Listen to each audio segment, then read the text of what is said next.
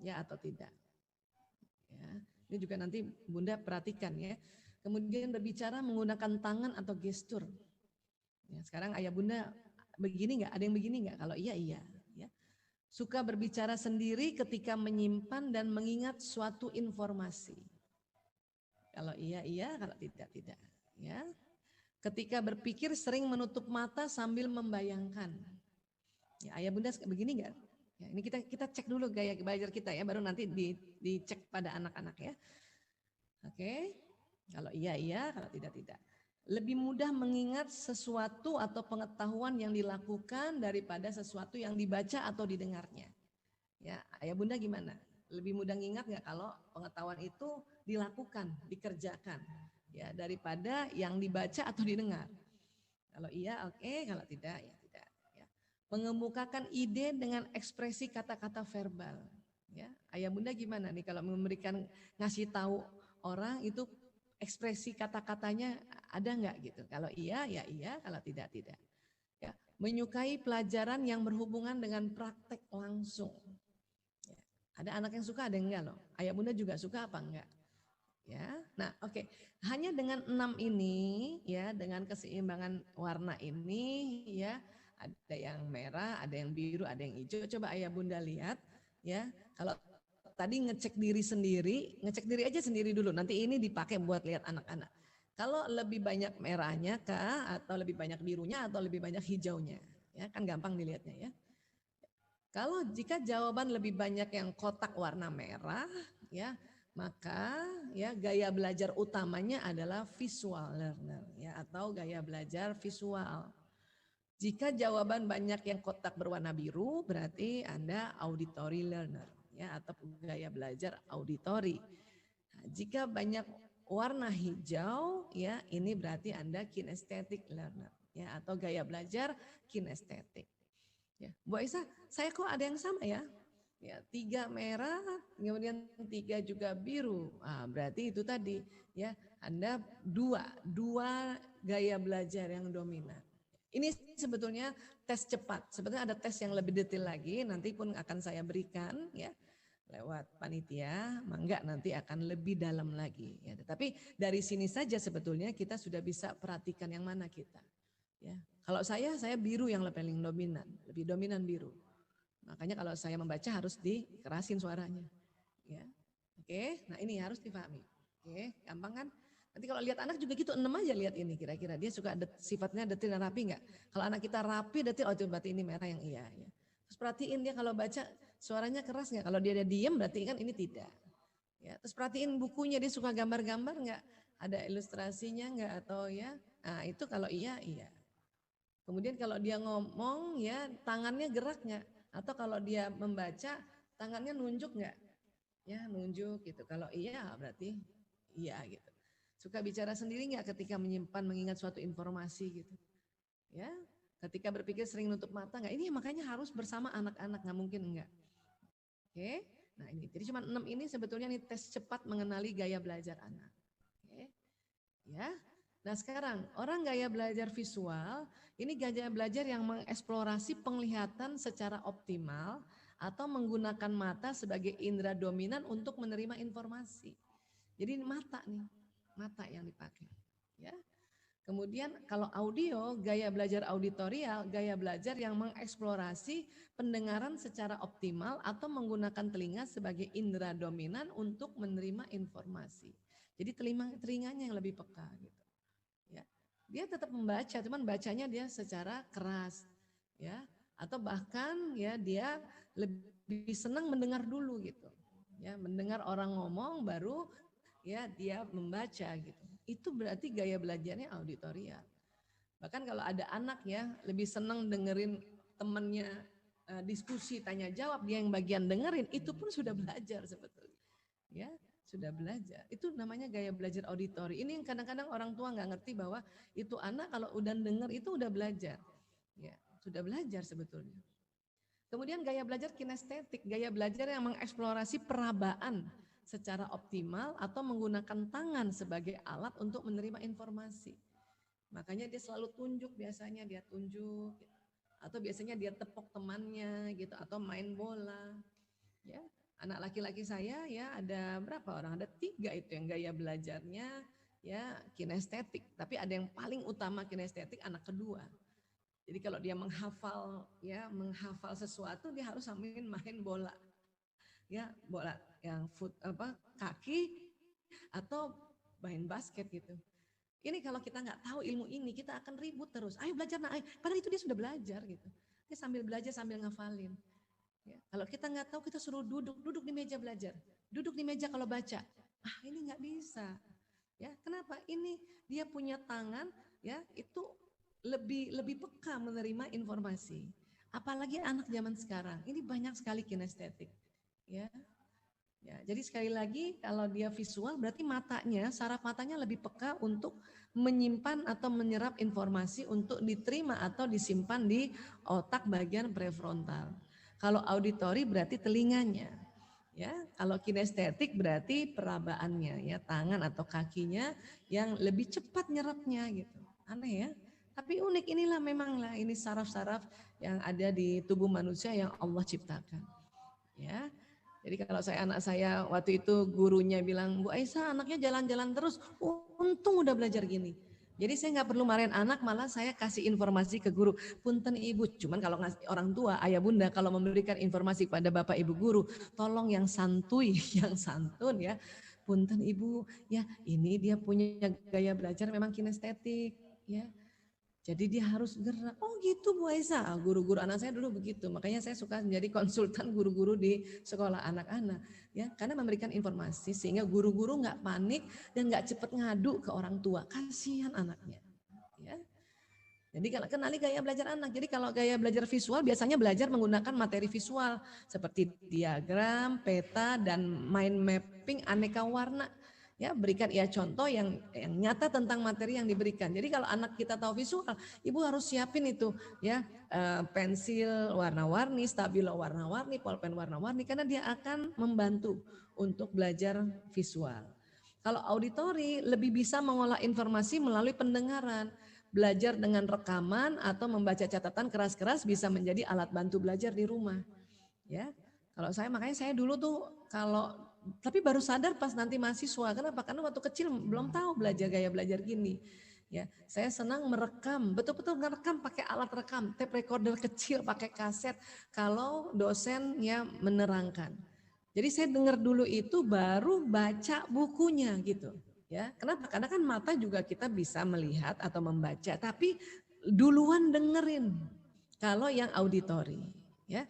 Kalau gaya belajar kinestetik merespon informasi saat si kecil menyentuh materi dan bergerak. Jadi alat peraga adalah teman belajar paling tepat bagi anak. Ya, saya ingat teman saya yang ternyata kinestetik, dia kalau belajar tentang tengkorak, dia harus pegang dulu tengkoraknya.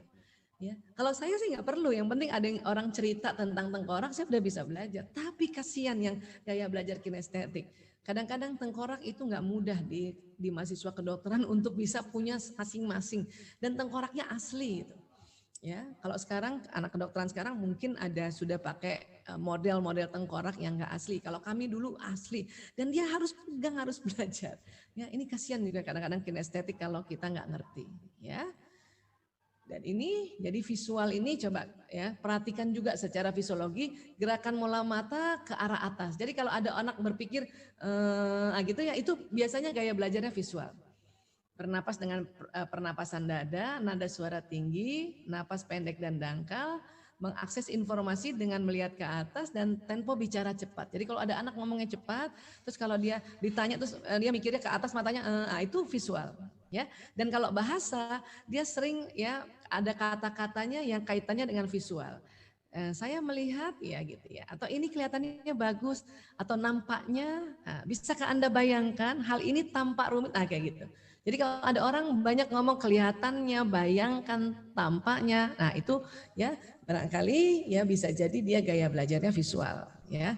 Kalau auditori, gerakan bola mata sejajar telinga. Jadi kalau misalnya dia berpikir, dia ngelihatnya malah ke telinga, gitu. Bukan begini, tapi begini, gitu ya ke telinga. Ya, Kemudian nafas merata di daerah diafragma, ini kadang-kadang sulit dideteksi ya. Suara jelas dan kuat, ya. Ini kan suara saya kan jelas dan kuat ya. Bicara sedikit lebih lambat dari gaya visual, mengakses informasi dengan menegadakan kepala. Jadi dia gini di telinga. Gitu. Gitu. Ya. Nah, dan bahasanya ini terdengar bagus ya. Terdengar, ini masih kurang, terdengar jelas. Ya, ini terjadi kalau selalu ngomongnya terdengar, itu lebih dominan. Saya juga kadang-kadang ya bisa bilang ini kelihatannya bagus, tapi lebih sering ini kedengarannya bagus gitu. Ya. Kinestetik, gerakan bola mata ke arah bawah. Jadi kalau anak disuruh berpikir dia begini bawahnya, gitu dia ke bawah ya. Dan pernapasan perut dan dalam, suara cenderung berat, apalagi anak laki, menggunakan gerakan atau bahasa tubuh, ya, mengakses informasi sambil melihat ke bawah. Jadi kalau ada anak ya disuruh ditanya nih pada saat dia ujian lisan, terus dia lihatnya ke bawah gitu ya, itu bukan karena nggak percaya diri, itu karena gaya belajarnya kinestetik. Dan biasanya dia akan ngomong ini rasanya kurang pas. Saya ingin Anda merasakan, ya ini rasanya masih kurang. Jadi ada rasanya. Kalau dia ada rasanya, itu biasanya yang kinestetik. Ya. Nah ini coba dicari tahu kebiasaan anak-anak kita atau dengan teknik tadi tes cepat ya mengetahui gaya belajar. Ya. Terus bagaimana harusnya? Nah, kalau pakai visual makanya ini butuh buku, majalah. Ya. Dia senang grafik, diagram, peta pikiran, mind mapping, atau senang banget ini zaman dulu banget nih OHP ya, overhead projector ya, atau sekarang komputer, senang lihat poster, kolase, flowchart ya, urutan-urutan, highlighting ya, dia memberikan warna pada bagian yang nggak penting nih kalau anak kita ada visual dominannya, atau mungkin yang keduanya visual ya kasih tuh warna-warni. Ya, kata-kata kunci yang dipajang di sekeliling kelas dia senang itu ada tulisan-tulisan, atau mungkin di rumah juga, di rumah dipasang ya, tulisan dengan warna menari ya, dan dia melihat model peralatan. Cuman melihat aja dia udah ngerti.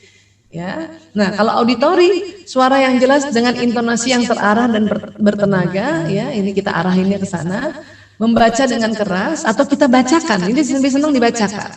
Dan dia senang sesi tanya jawab. Ya, dan senang rekaman ceramah atau kuliah gitu. Makanya ibu-ibu yang senang denger aja ceramah gitu ya, denger aja lebih senang denger, itu mungkin auditori Bu.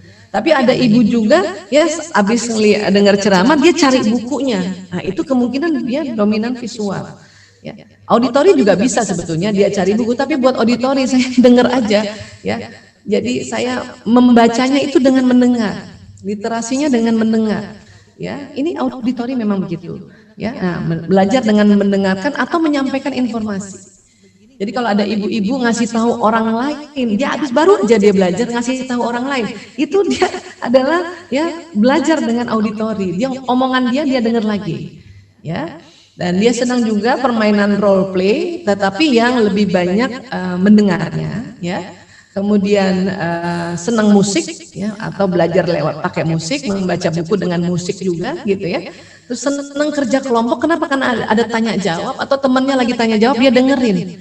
Ya, dia dengerin, dia nggak baca pertanyaannya, itu juga ya auditori, dan diskusi dengan teman. Ini auditori ya. Kinestetik, keterlibatan fisik ya, dia senang kalau ada ya yang gerak gitu atau jalan-jalan ya. Field trip ini paling senang banget, ini anak-anak yang kinestetik, sudahlah anak laki dia kinestetik. Oh, dia senang banget kalau sekolahnya ya jalan-jalan ya. Mungkin ini yang kinestetik nih paling kesian ini kalau daring ya. Kemudian memainkan peran atau skenario karena dia harus bergerak ya. Highlighting juga dia senang dengan warna-warni, tetapi karena dia gerakannya, dia senang karena gerakannya. Kalau highlighting pada visual, dia senang melihat warna-warninya. Kalau highlighting pada kinestetik, dia senang waktu ya mewarnainya, ya. Atau dia membaca selalu pakai telunjuk, dia tunjuk itu bacaan. Misalnya ada poster, dia tunjuk posternya, bacaannya, itu dia kinestetik, ya. Kemudian dia berjalan, belajarnya berjalan, ya, membuat peta pikiran, mind mapping, ya, kan dia senang gerakannya dan menggunakan gerakan tubuh untuk menjelaskan sesuatu. Ya, sekali lagi tiga-tiganya ini ada pada kita, ada pada setiap orang, ada pada setiap anak. Tapi kita dari tiga ini mana yang lebih dominan? Ya, agar kita ya stresor pada hal yang lebih dominan tersebut. Ya, baik. Dan sekarang ada pendapat lagi bahwa gaya belajar ditambah dua. Ya, ada namanya gaya belajar global. Bisa melakukan banyak tugas sekaligus, mampu bekerja sama dengan orang lain dengan baik, sensitif dan mampu melihat permasalahan dengan baik, mampu mengutarakan dengan kata-kata tentang apa yang dilihatnya. Ini sebetulnya gaya belajar global itu perpaduan dari ya tiga jenis gaya belajar tadi dengan wataknya. Ya. Nah, biasanya gaya belajar global ini anak yang watak-watak ekstrovert. Ya, nanti kita akan belajar lebih detail ya, karena ini adalah gaya belajar yang harus dijelaskan lebih detail lagi nanti ya. Kemudian ada namanya gaya belajar analitik. Ya, nah ini berfokus mengerjakan satu tugas, tidak akan tugas berikutnya jika tugasnya belum selesai. Ya, berpikir secara logika, tidak menyukai jika ada bagian yang terlewatkan dalam suatu tugas. Cara belajar konsisten dan menetap. Ini juga menggunakan tiga gaya belajar yang berkaitan dengan wataknya yang introvert. Jadi nanti kalau kita lihat nih gaya belajarnya dominan apa nih? Visual, auditory, kinestetik. Dan dia masuk gaya belajar yang mana? Yang global kah atau yang analitik? Ya, kita lihat gaya belajar global, anak dengan gaya belajar global memiliki kemampuan memahami sesuatu secara menyeluruh. Ya, pemahaman yang dimiliki berisi gambaran yang besar dan juga hubungan antara satu objek dengan lainnya. Anak dengan gaya belajar global juga mampu mengartikan hal-hal yang tersirat dengan bahasanya sendiri secara jelas. Jadi anak gaya global itu kalau dia menjelaskan dia nggak pasti ya sama dengan kalimat yang ada di ya tulisan itu atau di buku itu atau di papan tulis itu. Dia pakai gayanya sendiri. Itu global ya, dan ini harus dihormati, harus dihargai ya. Kemudian ciri-ciri gaya belajar global, bisa melakukan banyak tugas sekaligus, mampu bekerja sama dengan orang lain dengan baik, sensitif dan mampu melihat permasalahan dengan baik, mampu mengutarakan dengan kata-kata tentang apa yang dilihatnya. Ya, ini kaitannya sama watak. Ya, saya termasuk yang gaya belajar global. Ya, tapi ada anak dengan gaya belajar global biasanya kurang rapi. Ya, ayah bunda juga yang dengan gaya belajar global itu nggak rapi. Lihat aja tempat kerjanya atau meja belajarnya ya. Meskipun sebenarnya menyukai kerapian, ya. Dalam melakukan suatu hal seringkali berserakan dan barang-barangnya tidak rapi. Dan untuk mengatasi hal ini maka diajarkan membuat suatu sistem penataan dengan mengkategorikan barang-barang sesuai jenis barangnya. Jadi biasanya saya pakai kotak-kotak, ya. Tapi tidak serapi yang gaya belajar analitik. Taruh aja di kotak itu, taruh aja di kotak itu cara, ya. Paling enggak rapian dikit, kan gitu, ya. Anak dengan tipe global ini tidak bisa hanya memikirkan satu hal, namun memikirkan banyak hal sekaligus. Jadi bunda kalau ada anak yang kayaknya semuanya dia pikirin banyak banget, itu dia gaya belajarnya global. Karena banyak orang tua marahin anaknya, satu-satu aja dulu dipikirin ya, kan gitu. Tapi ini kita harus paham, oh dia gaya belajarnya global. Ya, meskipun satu tugas belum selesai, dia juga akan mengerjakan tugas berikutnya. Ini yang saya mau bilang bahwa nggak usah dimarahin gitu. Ya, anak dengan gaya belajar global peka terhadap sekitarnya termasuk perasaan orang lain dan merasa senang untuk bekerja keras membuat orang lain senang. Ya, cenderung memerlukan banyak dorongan semangat pada saat akan memulai melakukan sesuatu. Ya, ini jadi di awal-awalnya harus dikasih semangat gitu. Ini yang global, ya ciri khasnya itu tadi. Ya. Satu lagi, ya, nah ini meja kerja gaya global. Tapi jangan salah, orang-orang terkenal banyak sekali gaya mejanya seperti ini, namanya gaya global. Ayah bunda yang mejanya berantakan, nggak usah berlara diri, ini namanya gaya global. Meja gaya belajar global atau gaya kerja global ya. Paling ya sebulan sekali rapikan ya, kalau mau tidak terlalu pusing ya. Nah, kalau gaya belajar analitik gimana? Anak dengan gaya belajar analitik memiliki kemampuan dalam memandang sesuatu cenderung ditelaah terlebih dahulu secara terperinci, spesifik dan teratur. Ya, dan mengerjakan suatu hal secara bertahap dan berurut. Biasanya gaya belajar analitik ini ya gaya belajarnya itu yang visual dominan banget. Ini anak kalau lihat ke atas ini dia visual nih gayanya. Ya. Ciri-ciri gaya belajarnya berfokus mengerjakan satu tugas, tidak akan ke tugas berikutnya jika tugasnya belum selesai. Nah, ini kan banyak banget ya orang tua senang dengan anak yang begini ya. Berpikir secara logika, tidak menyukai jika ada bagian yang terlewatkan dalam suatu tugas. Jadi dia teratur, urut. Ya, dan cara belajarnya konsisten dan menetap. Ini karena watak ini, yang disebut watak introvert, watak pemikir, watak pengamat. Ya, nah ini sedikit lagi ya. Anak dengan gaya belajar analitik menilai sesuatu berdasarkan fakta-fakta. Namun seringkali mereka tidak mampu menemukan titik gagasan utamanya tentang tujuan tugas yang sedang dia lakukan. Berfokus pada satu masalah atau tugas sampai selesai. Nah ini yang harus kita pahami ya. Kadang-kadang mereka bingung gitu. Udah belajar rapi-rapi, udah belajar teratur, terus dia bingung. Ini sebetulnya bicara apa sih? Ini sebetulnya intinya apa sih Bunda? Itu kadang-kadang anak yang tipe begini. Dan ini gaya belajar yang anak tipenya wataknya introvert, ya. Kemudian anak dengan gaya belajar analitik lebih cocok belajar sendiri, baru kemudian bergabung dengan kelompok belajar. Nah ini Bunda harus pahami. Nggak semua anak ya selalu mau dia bersama-sama. Dia belajar dulu sendiri. Kalau dia udah mantep, dia merasa udah mantep, baru mau bergabung. Jadi kalau nanti ada anak tipe gini seneng yang belajarnya ya kalau kursus itu yang private. Ya. Mereka juga mengalami kesulitan dalam belajar dikarenakan hanya berfokus pada satu hal. Cara terbaik untuk mengatasinya yaitu membuat jadwal belajar yang terstruktur, sehingga sasaran belajar yang ingin dicapainya jelas. Ya. Metode belajar yang tepat yaitu dengan konsisten melakukan atau mengerjakan tugas sesuai dengan jadwal harian yang dibuatnya. Jadi anak-anak yang tipe ini dia bisa bikin jadwal harian. Ya. Baik, nah ini meja belajar. Tapi banget itu namanya gaya analitikal ya. Jadi sekali lagi ya, kenapa ada kaitan juga gaya belajar dengan watak? Karena watak itu ada di otak bagian paretalis di sini. Ya, ilmu itu ditangkap oleh mata, telinga atau gerakan untuk dimasukkan ke otak bagian depan prefrontal cortex, tapi ada kaitannya juga dengan watak. Ya, sekali lagi jadi sekarang 5 gaya belajar itu visual, auditori, kinestetik, dan gaya belajar global dan juga gaya belajar analitikal. 2 ini sebetulnya menggunakan 3 gaya belajar tadi yang dikaitkan dengan watak. Ya, jadi kira-kira seperti ini dulu. Kita akan sama-sama diskusi. Saya kembalikan ke Mbak Prita selaku moderator. Ya, terima kasih.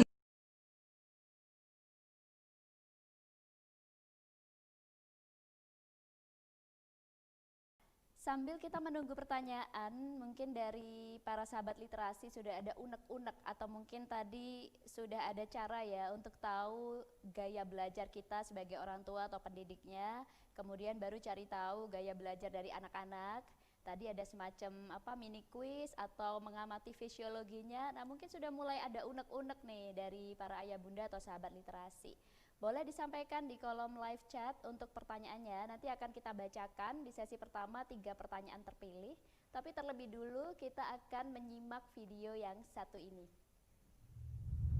Seperti itu ya tadi jawabannya. Oke, untuk di sesi pertama pertanyaan terakhir kita akan terhubung dengan Bu Hesti lagi. Silahkan Bu Hesti.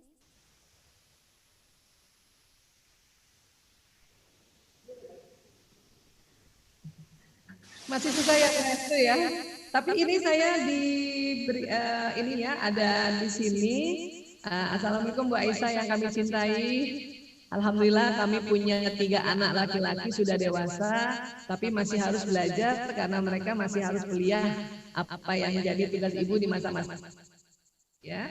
Kemudian dan apa tugas ayah. Ketiga anak saya ini masing-masing berbeda dengan 3 gaya belajar tadi.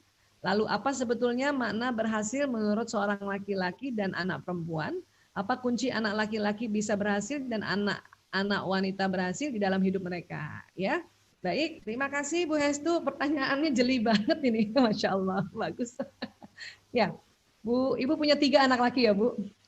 Kalau saya 4 Bu. Ibu tambah 1 lagi Bu. Ya baik. Ya, jadi Bu Hestu, ya anak laki-laki itu memang goalnya adalah goal nanti sebetulnya adalah satu sebagai ayah memang, ya. Tetapi ayah yang melindungi keluarga, ya. Jadi laki-laki ini di otaknya, ya, dia ada otak yang namanya hipotalamus di tengah otak ini lebih lebar dari perempuan, lebih lebar dari perempuan. Hipotalamus laki-laki itu 2,5 kali lebih lebar dari perempuan, persis di tengah sini Bu. Ya, nah apa fungsi hipotalamus? Fungsinya adalah menjaga keamanan. Jadi anak laki-laki itu dari kecil dia sudah punya tanggung jawab menjaga keamanan. Ya, mungkin Bu Hestu ingat kalau waktu anak-anak waktu masih kecil, kalau ibu sakit dia jagain ibu kan, ya. Walaupun senang bermain. Kenapa? Karena anak laki senang bermain karena otak kanannya dominan. Tapi kalau ibunya sakit, dia yang jagain. Bahkan sampai sekarang ibu pasti yang lebih jagain anak-anak dibanding bapak ya Bu. Nah, itulah laki-laki. Karena hipotalamusnya lebih lebar, dia menjaga keamanan, ya. Nah, nanti pada saat umurnya nanti dia berumah tangga, dia menjaga keamanan dirinya, menjaga keamanan istrinya, menjaga keamanan anak-anak, menjaga keamanan rumah, menjaga keamanan ekonomi. Itulah makanya laki-laki bertugas mencari nafkah gitu, ya. Nah, laki-laki ini secara alamiah dia sangat bertanggung jawab. Hanya kadang banyak ibu-ibu mungkin belum banyak belajar juga suka marahin anak laki dengan pertanyaan begini nih Bu. Mana tanggung jawab kamu? Ya, kamu nih anak laki nggak punya tanggung jawab. Itu bahaya. Kenapa? Karena hipotalamus bisa mengkerut.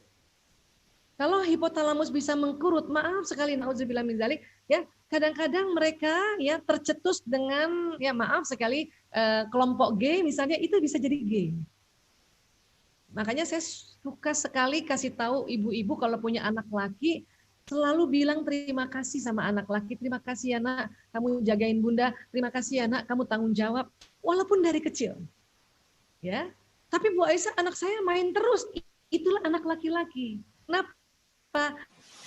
Anak laki-laki itu bermain itu adalah belajar. Ya, buat anak laki-laki bermain itu belajar. Kenapa? Karena otak kanan, otak teknologi, otak bermain, otak kreativitas, ya. Nah, itu. Nah, kalau anak perempuan, kita nih perempuan ada di dalam otak kita, persis di tengah juga, ini dari sini ke belakang situ, di dalam itu namanya korpus kolosum, ya. Perempuan korpus kolosumnya lebih tebal 30% dibanding laki-laki. Korpus kolosum inilah karena perempuan lebih tebal, perempuan bisa mengerjakan lebih dari satu pekerjaan dalam satu waktu. Makanya perempuan multitasking. Ya. Nah, goalnya sebetulnya perempuan itu kan memang sudah disetting oleh Allah menjadi seorang istri dan ibu. Makanya bisa multitasking gitu. Makanya di dalam kondisi belajar daring gini, ibu-ibu sambil mengerjakan pekerjaan rumah masih bisa temani anak-anaknya belajar online gitu. Ya, suami laki-laki korpus kolosum itu lebih tipis. Makanya laki-laki hanya bisa mengerjakan satu pekerjaan dalam satu waktu.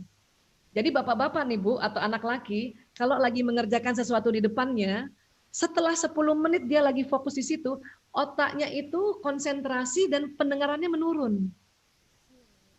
Makanya laki-laki cuma bisa monotasking, ya, mengerjakan satu pekerjaan dalam satu waktu. Makanya kalau dipanggil satu kali nggak jawab itu bukan sengaja nggak mau dengar, memang sedang konsentrasi, pendengarannya menurun. Makanya kita suka panggil 3-4 kali. Kalau kita nggak paham, kita manggilnya pasti yang pertama senyum cantik, yang kedua masih cantik, karena nggak nengok, yang ketiga naik setengah oktav. Karena belum nengok, yang keempat muka kita cemberut. Makanya bapak-bapak sering bilang sama saya, Bu Aisyah, saya heran kenapa istri saya kalau manggil marah. Saya bilang sama betul bapak, itu panggilan keempat, Pak. Yang istri bapak cantik panggilan pertama dan kedua. Artinya perempuan ini memang disetting oleh Allah, otak korpus kolosumnya, otak tengahnya lebih tebal, dan otak kiri kanannya sudah tersambung seimbang dari kecil, karena disiapkan untuk menjadi istri dan ibu yang melayani. Ya. Jadi kalau suami dan anak laki di rumah itu Bu, udah raja itu. Apalagi suami, raja dia. Duduk cuma di satu tempat saja, nanti kita lah yang ambilin ini, ambilin itu, ambilin ini. Belum selesai ambilin ini, nanti dia bilang lagi, pegel nih kaki nih, iya, kita pijitin lagi. Belum selesai, minta lagi, ada kopi nggak? Iya. Jadi buat laki-laki itu rumah itu surga, perempuan itu bidadarinya. Ya, jadi memang sebetulnya goalnya seperti itu, makanya didesain oleh Allah otak laki-laki lebih lebar hipotalamusnya karena menjaga keamanan, dan otak perempuan korpus kolosumnya yang lebih tebal karena multitasking. Ya. Dan tambahan sedikit, hipotalamus itu juga pusat makan, minum, dan tidur. Artinya kita ibu-ibu harus memperhatikan makanan suami dan anak laki-laki. Pantang nasihati anak laki dalam keadaan perut kosong. Umur berapapun. Umur berapapun. Jadi ibu kalau mau nasihati atau siapapun para bunda mau kasih arahan ke anak laki, itu sambil makan jauh lebih baik. Ya. Dan kalau suami di rumah atau suami pulang, ya, pertanyaan yang paling cocok di otaknya itu adalah, ayah udah makan? Abi udah makan gitu. Walaupun kita tahu dia pergi makan sama teman-temannya, tetap pulang ayah udah makan. Dan paling senang kalau jawabannya sudah. Alhamdulillah. Jadi kita nggak susah-susah. Pas dia bilang belum, hah, pas jam 2 malam, tararara. Tapi itulah perempuan, karena dia udah multitasking, bisa aja jam 2 malam ada aja yang bisa dia lakukan, ya gitu. Nah, kemudian itu pusat tidur juga. Makanya jangan heran para bapak-bapak ya, kalau sudah di tempat tidur, dia yang duluan tidur. Ya. Makanya ibu-ibu suka kesel. Kok dia yang duluan tidur ya? Perasaan aku yang duluan bangun, masih ngerjain ini, sampai tengah malam dia duluan tidur. Ya, ini harus dipahami. Kenapa? Karena memang bapak-bapak dia harus besoknya menjaga keamanan ekonomi, dia butuh ya kondisi yang fit. Makanya hipotalamusnya itu ya pusat untuk tidur juga. Dan ayah bunda atau terutama bunda kalau punya anak laki, ya terutama yang anak laki remaja, itu cepat tidurnya atau butuh waktu tidur yang lebih banyak itu karena hipotalamusnya yang lebih lebar dari kita. Ya, anak laki sama anak perempuan lebih cepat tidurnya anak laki dan lebih lama tidurnya anak laki dibanding anak perempuan. Ya, nah itu. Jadi insya Allah dengan perpaduan atau desain otak yang berbeda inilah makanya laki-laki dan perempuan bisa hidup berdampingan pada saat nanti mereka menikah. Yang penting terus belajar aja. Kalau ada apa-apa kembali lagi, Quran bilang apa, hadis bilang apa, gitu ya. Insya Allah. Ya. Ibu selamat. Jadi nanti kalau punya mantu, sebelum mantu Bu, suruh training Bu mantu. Saya juga gitu bilang sama anak-anak, nanti sebelum kamu nikah ya, itu calon-calonmu training sama ibu seminggu ya. Supaya apa? Supaya nanti, karena gini, kita Bu, posisi ibu seorang anak laki itu harus dihormati. Makanya dari kecil harus diingatkan bahwa ya ibunya anak laki itu nomor satu di dalam Islam. Ya, kenapa? Karena memang sinyal ibu terhadap anak laki itu ya itu sangat dominan. Makanya seorang ibu mertua yang dari suami kita itu dia doanya kuat banget untuk anak laki-lakinya agar anak laki-lakinya ini bisa sukses, bisa menjaga keamanan ya lebih baik. Makanya dari kecil saya bilang sama anak laki-laki saya, nanti kasih tahu calonmu ya, bahwa kamu harus hormati ibumu. Itu enaknya punya anak laki, Bu. Ya, jadi kira-kira begitu buat Bu Hestu dan para ayah bunda lainnya. Ya, mudah-mudahan bisa menjawab. Terima kasih. Saya kembalikan ke Mbak Prita. Baik, terima kasih penjelasannya sangat jelas sendiri pasti ya untuk para bunda. Iya.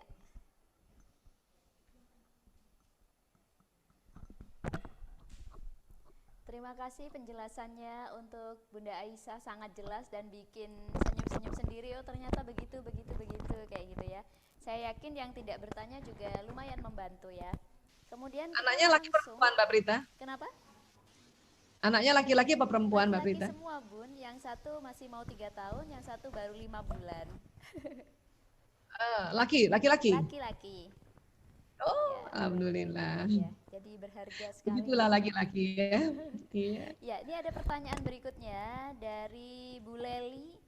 Bu Leli ini dari PAUD FKIP Jember. Di awal tadi disampaikan bahwa ketika anak mengumpulkan informasi, maka sambungan sinapsnya menjadi semakin banyak dan ini disebut anak cerdas.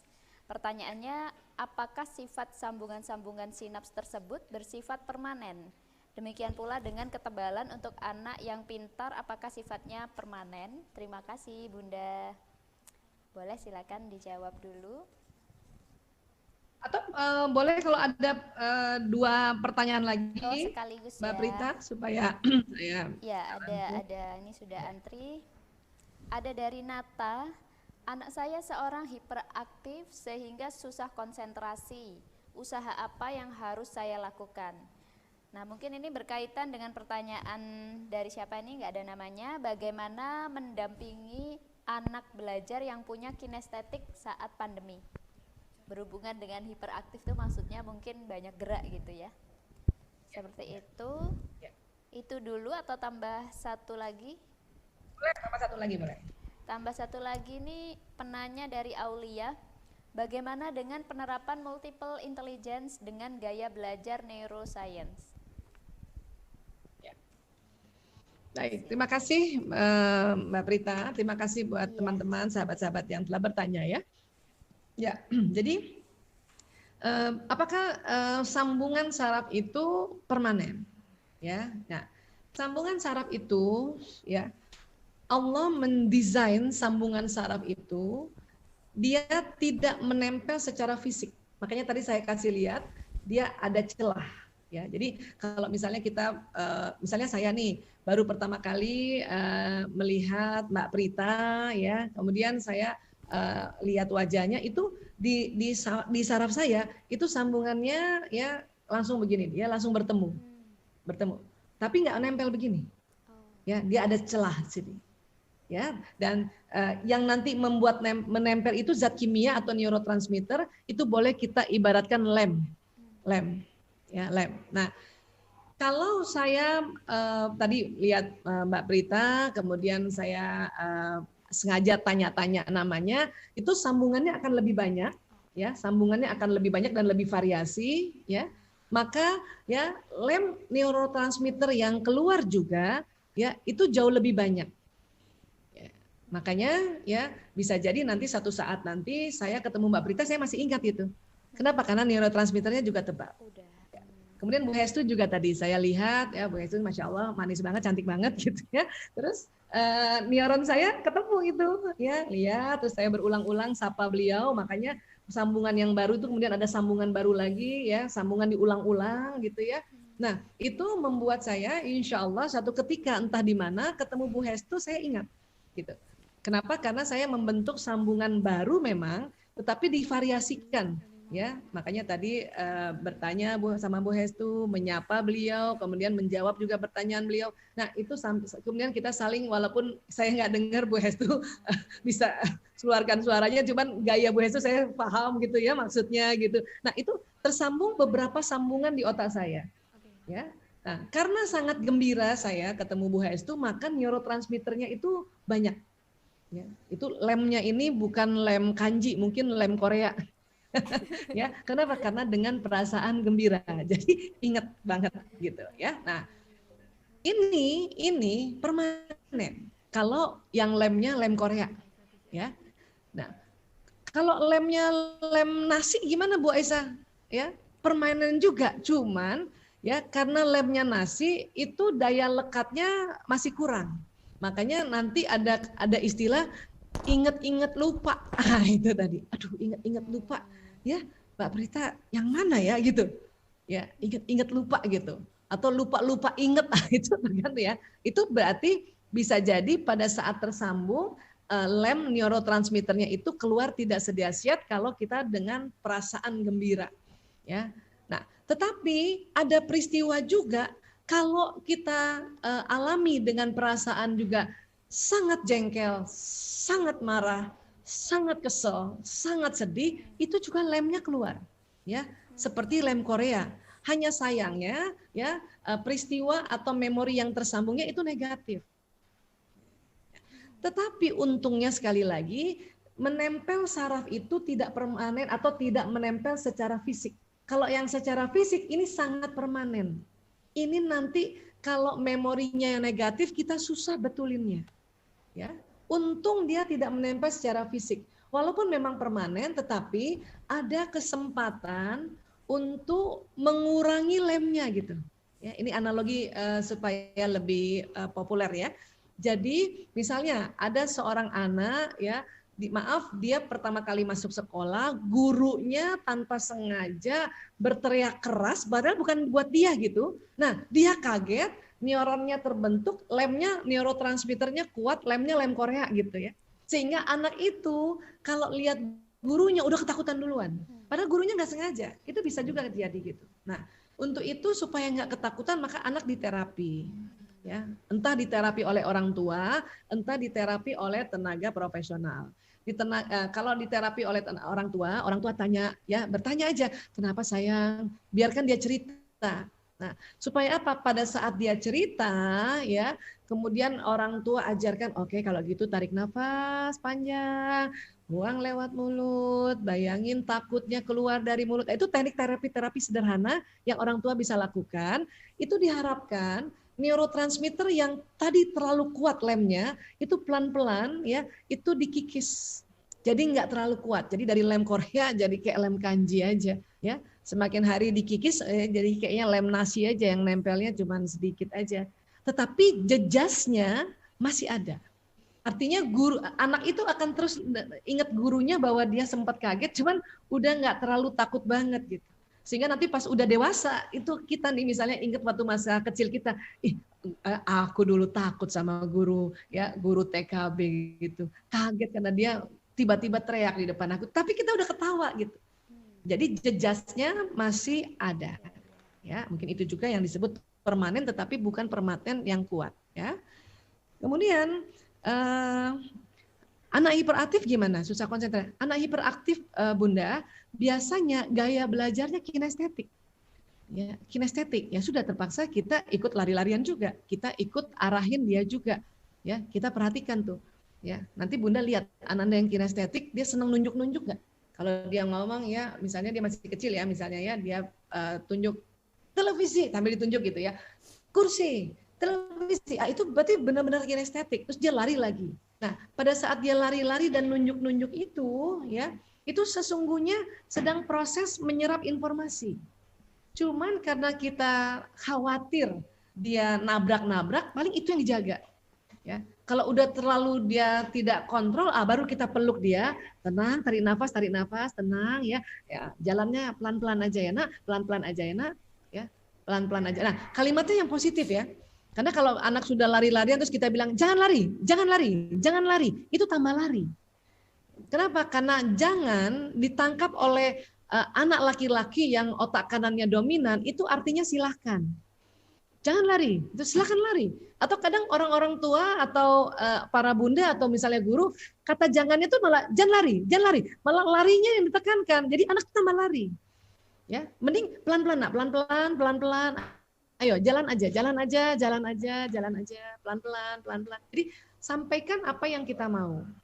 Supaya anak yang kinestetik ini ya dia mendengar tetap auditorinya tetap juga bekerja, tetapi lebih kuat yang ya kinestetiknya, yaitu perabaannya gitu. Ya, jadi biasanya anak hiperaktif ini memang gayanya kinestetik. Di awal-awal biasanya kita kalau tidak pandemi carikan sekolah yang belajarnya di luar kelas.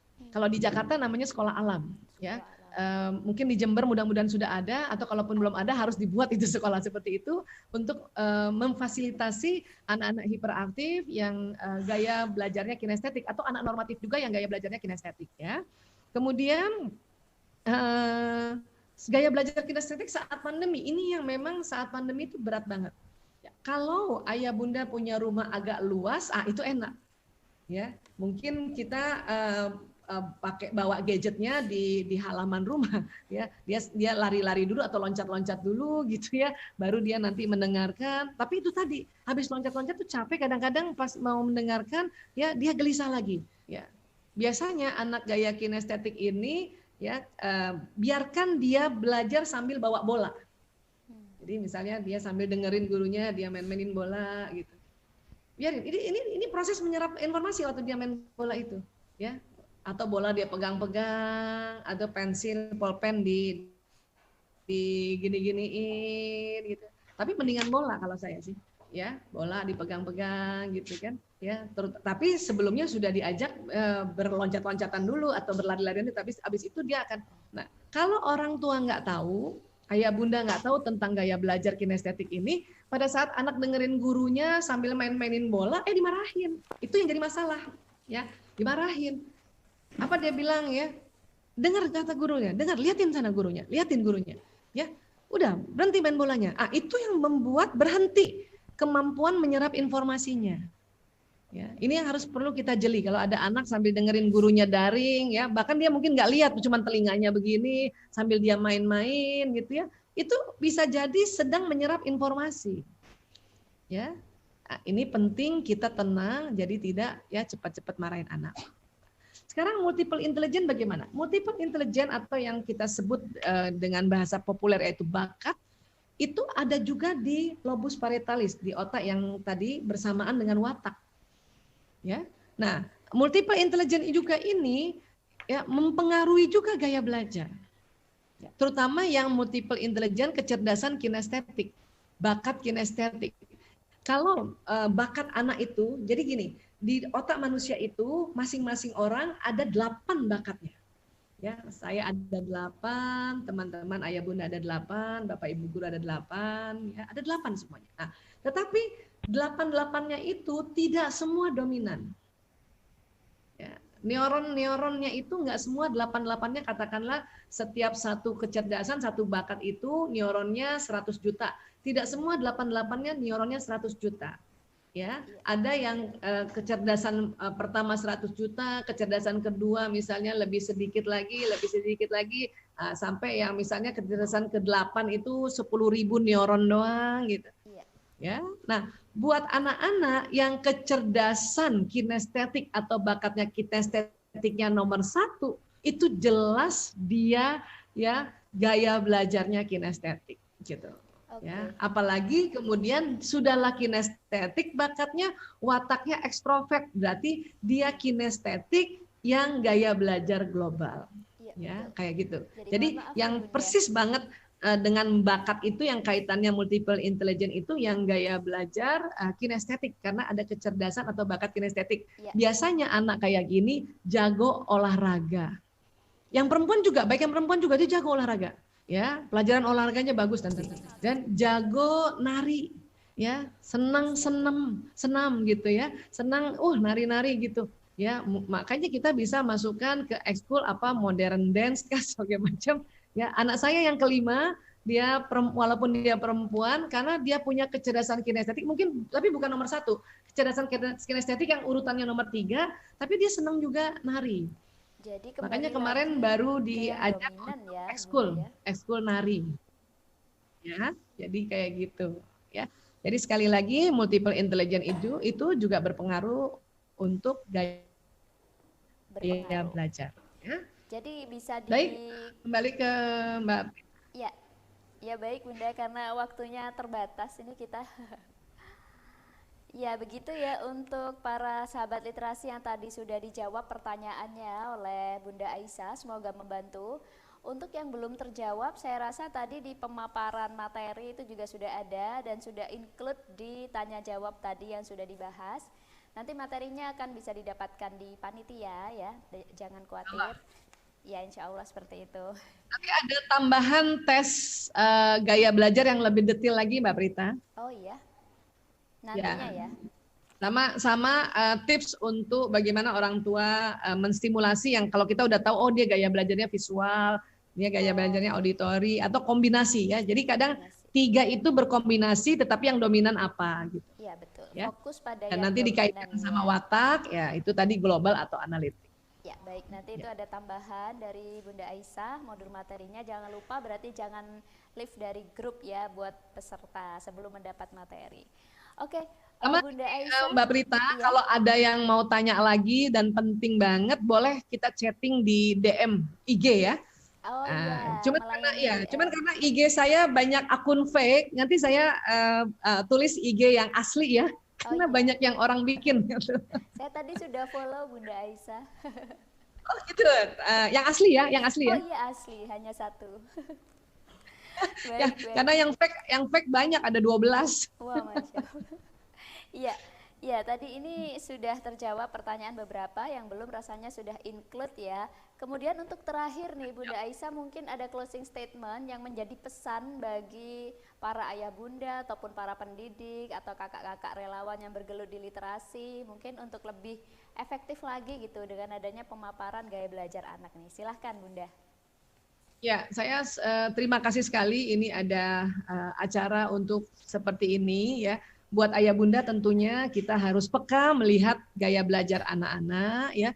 Dan buat sahabat-sahabat literasi, literasi itu memang tidak melulu harus dilihat dengan mata, tetapi literasi itu juga bisa didengar ya. Kenapa? Karena ada gaya belajar yang harus didengar dulu cara berliterasinya. Setelah mendengar barulah dia mungkin melihat atau membaca buku gitu. Ya, dan literasi juga ada kaitannya juga dengan literasi yang harus didesain sedemikian rupa yang dalam bentuk gaya belajar kinestetik ya. Kenapa? Kan agar kita tidak memblame anak bahwa anak tidak suka membaca ya. Karena gaya belajarnya yang beda. Ya, dia dengan mendengar gini aja, ada ibu-ibu atau anak-anak senangnya mendengar aja, itu pun literasi sebetulnya. Ya, jadi sekali lagi mudah-mudahan kita bisa memahami ya apa yang ada di dalam persarafan kita sehingga kita bisa sangat bijaksana mengatasi ini semua. Ya, terima kasih sekali lagi. Mohon maaf Terima lahir batin, kasih. salah kata, salah ucap. Terima kasih. Mudah-mudahan kita sehat walafiat dan selalu Amin. bahagia. Ya, Ya, terima terima kasih. kasih banyak Demikian Mbak Prita. Jazakillah khair, kasih Ron, Bu Aisyah. Semoga next Sama-sama. time bisa ketemu lagi berkesempatan. Amin, amin Ilmunya insya sangat Allah. bermanfaat. Sukses selalu untuk Bunda Aisyah ke depannya. Sama-sama, Alhamdulillah Mbak Prita. Amin, Alhamdulillah. Ya, Assalamualaikum Bunda. Restunya ya Bu Hestu.